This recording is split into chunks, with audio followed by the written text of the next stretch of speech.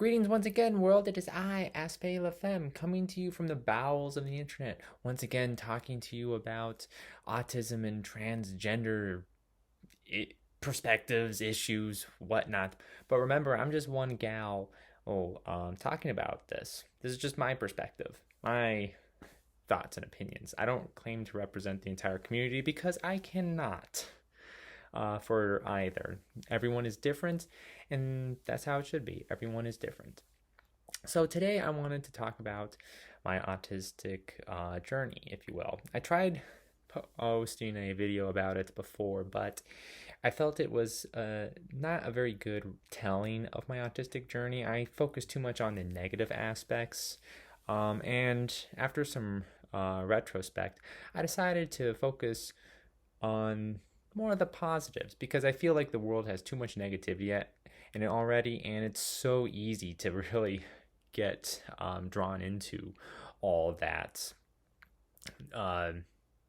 just that darkness, if you will. So my hope with this video is just to provide a little bit of enlightenment of one gal's perspective of her autistic journey. So I'll begin by describing how I found out I was autistic. So I found out I was autistic back when I was a junior in high school, actually. I was driving with my mom from some appointment, and we actually were just talking about it. I think I was in a class in my high school, and we were discussing autism. I think this was AP psychology. At the time, the conversation just was about that, and I was just like, hey mom, I'm learning about this one label and I'm curious, have you ever heard about autism? And we discussed it, and then she told me that I'm autistic. Turns out I was diagnosed when I was age 6. As a kid, I did go through a lot of I had my challenges. I won't lie, I had my challenges trying to navigate the social world, and how I tried to interact with everybody without coming across as a total weirdo. Not that autistic people are weirdos. I'm just a weirdo. That's just who I am. The issue was, though, that it was hard for me to socialize because a lot of the times I didn't know what another person was saying with their body language. It was very hard for me to make friends in a way because I was scared of everyone. I didn't want to go and really go to the parties. I didn't want to go to social events. I wanted to just stay home and play video games because video games had a routine. Video games were a safe world for me, despite them pissing me off at times. Many times. But at least I knew what to expect. I knew, like, if I were playing Knights of the Republic 2, I knew the dialogues there, and I could be like, I could try to predict what the character would say in a way, because it was all scripted. It was a much easier time for me. I just had an easier time and deciphering those quote-unquote social interactions compared to the real world. I'll start here. So yeah, video games were a safe place for me to really navigate a fictitious world. It didn't involve the often complex social dynamics that humans have with one another, and there wasn't any facade about it. It's like what you saw was what you got. And with my peers, that wasn't always the case. I had friends, but it was, few and far between. I also lived in kind of a smaller area. I lived in the deep south at the time, so there wasn't really much to do. So I also had to learn to navigate just interacting with people on a daily basis. So, part of the issue was navigating those school environments were just a little bit tricky because when I was really young, I moved around a lot because my family was military. So I had 4 elementary schools. So that also had a play into it, where I just got to a point where I'm just like, I'm not gonna try because uh, these people are not going to be around me for much longer because my family's gonna move somewhere else. But we ended up staying in Florida for a while, so I had to learn to adapt. And overall, like, yeah, I had challenges with navigating some of the social dynamics in school. I kind of had it a little bit easier, I'm not gonna lie, because I was the kid that sat in the back of the class and just didn't talk to anybody. It was kind of my defense mechanism, and because of that, not many people interacted with me. I'm not gonna lie, my experience wasn't too bad. Other than academics, that's a whole nother video. So I did go to speech therapy classes, which allowed me to learn how to better communicate my thoughts. Because one of my problems is I have an auditory processing disorder, which means that the thought is inside my mind, and then by the time it comes out to my mouth, it's all levels of different and twisted. So that's one of the reasons I'm trying this YouTube, is to make myself sound more coherent. Editing also helps, but yeah, that I had to learn how to deal with that going through school, which was a challenge. I won't lie, because since when I was younger, I didn't understand the proper social communication patterns. For instance, if I liked a particular game, let's say Star Wars Galactic Battlefront 1, old school Xbox, I'll just use that as an example, I would talk about that on and on and on until the other person got bored and tired of it and they want to talk about something else.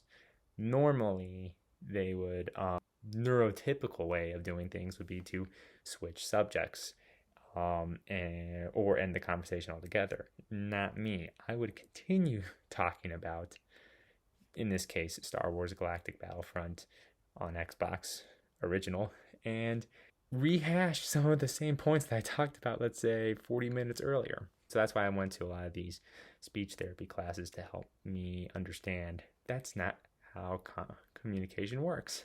It took a while, it took a long time before I fully appreciated that concept.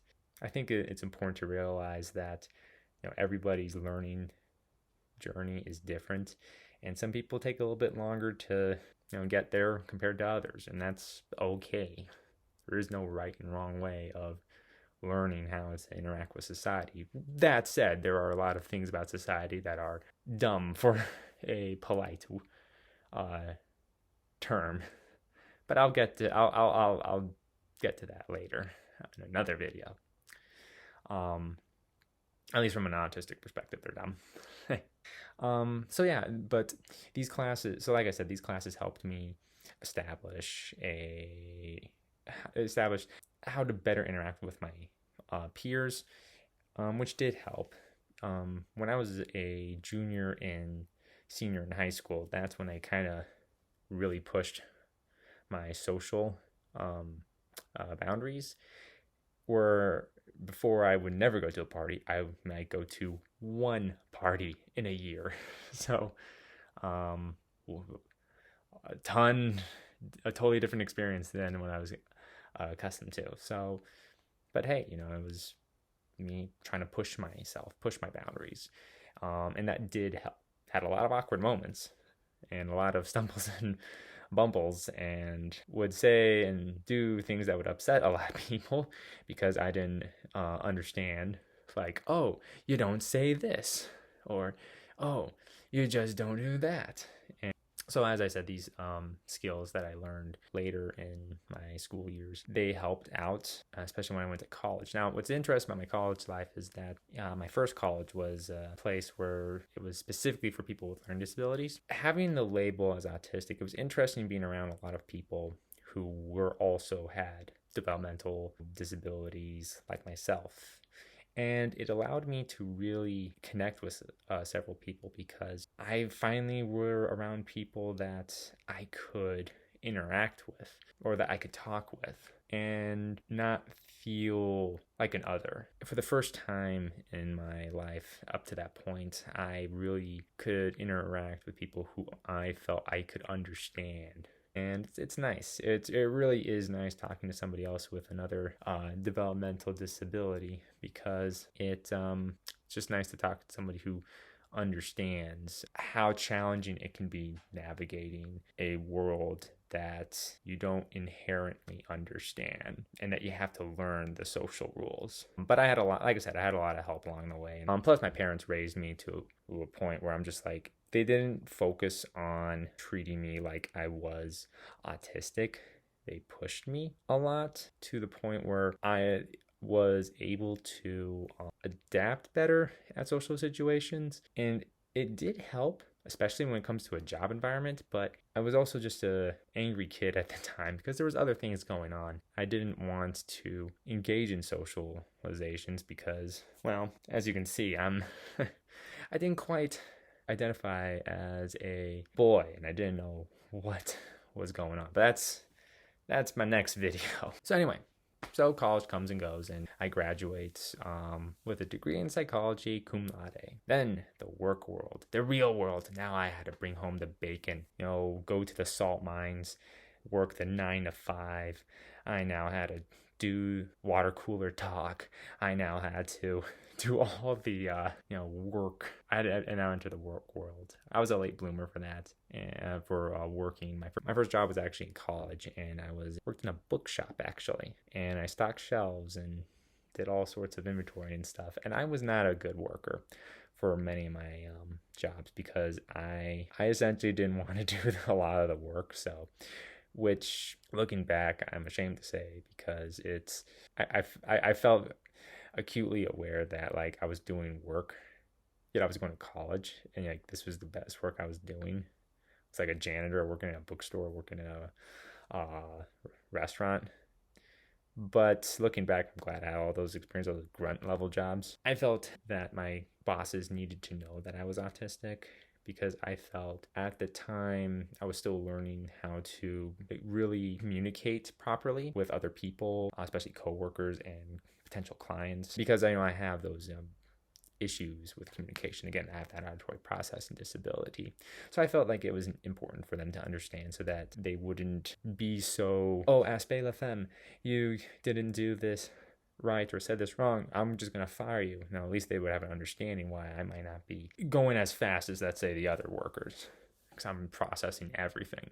And when you're in a job and you're having to move like 1,000,000 miles a second, it is overwhelming. And my heart goes out to anyone that's working like 2-3 jobs at once. I did that, actually. I've worked, the most jobs I ever worked at one time was 3 jobs. One nice thing about the autism was that it gave me focus to try to go to each of those jobs and really just do the damn thing in the end of the day. I've worked a multitude of environments. Worked in a bookstore, I worked in a restaurant, I worked in a pawn shop, I was a teacher, and I now work in a corporate setting, seen a few different fields. I like to think that each of them really helped me grow both personally and professionally. I've learned which environments work best for me with my autism and which don't. And again, it's highly dependent on each individual's personal comfort level. For instance, I am the kind of gal that I realized after coming out, once I started, taking that there sweet estrogen, that I'm a pretty sociable kind of person, and I enjoy interacting with customers. So an environment where it's very data heavy focused isn't the best environment for me. And so I made it an effort to find a job that actually would suit my skills, which I have succeeded. With that said, there was a ton of growth that for me. One thing with a work environment is that because most of the jobs I was in were very like entry level kind of jobs. Again, I was a janitor. I worked in a bookshop. I worked in a like bussing tables and stuff like that. The kind of way you can talk with people is a little bit different than a corporate setting. Corporate it's all double speak essentially. You have to do something really bad for them to tell you up front you did something really bad. I've also found one advantage of corporate setting is there are like employee groups that represent marginalized peoples. For instance, in the corporation I work at, there is actually a disability employee group. And through that, actually, I was able to find some connections and learn a bit more about how to better myself professionally, as well as I met a lot of connections through the LGBT group as well. And again, it's one of those things where my autism allowed me to focus and not really care about whom I was talking with, because I was just like, I want to learn all this stuff. That mentality didn't really blossom until I was in a corporate setting, because it was so big and there were so many opportunities in so many different departments, and just it had a myriad of areas that were interesting. I got to meet tons of people. And so one nice thing about my autism there is that it allowed me to have kind of like a childlike curiosity about everything. And I got to partake in a lot of kind of cool stuff. But as I said, I had my struggles, I had my bumbles, and I had my falls. Corporate life, it had the resources I needed at the time to really rethink who I was professionally and personally. It was a painful experience. But as the Marines say, pain is a sign of weakness leaving the body. So I guess to wrap up, because I am starting to ramble, knowing about the label of autism allowed me to know kind of the parameters of my personal stats, how I better function. Kind of thinking, I view myself as sometimes like as a character in an RPG. And I've seen a few other folk on the spectrum. I've seen a few other autistic folk utilize game terminology to describe themselves. And I feel like that just is the easiest to digest. So for me, autism is one of the two parts to my character class, and it allowed me to know some of the stats that I have with that character class, and it allowed me to better interact with the world in a way that works best for me, both in a school and professional setting. I had a lot of help from my family, from members, from professionals, from like therapists and psychiatrists, folks in school, folks on all my jobs. It really was a village that raised me, and I'm privileged for that, and I'm grateful to everyone that did help me. There's a lot of folk out there that don't have the same resources that I had, and that's important to remember. The way that society is structured, it is not the most compatible with how we autistics may think or feel. But again, that's just one autistic trans woman's perspective. And I'll detail that in greater extent in a later video probably. Don't know when I'll get to that, because I want to have a ton of research to back up my observations and claims. But anyway, to end this video, I wanted to say that being autistic has a lot of challenges.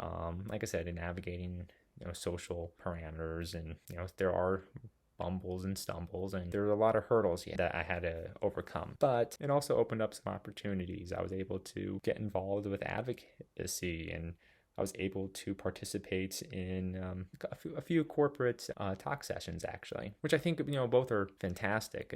It's my observation is that people are willing to listen. As long as we give them a chance, they're willing to learn from us. It's a process, and with anything, learning is a journey. And I hope these videos really do help somebody, whether it be through an education purpose or just someone out there is like, hey, I can relate with her. Maybe not in that trans stuff, but that autism, yeah, I hear her. Or maybe both, who knows. Anyway, I'll end it off by saying, I hope you have a lovely morning, day, evening, or night, wherever you are in this world, and I hope that you are safe and well. This is Aspect La Femme signing out, and I hope to see you again in the next video. Bye.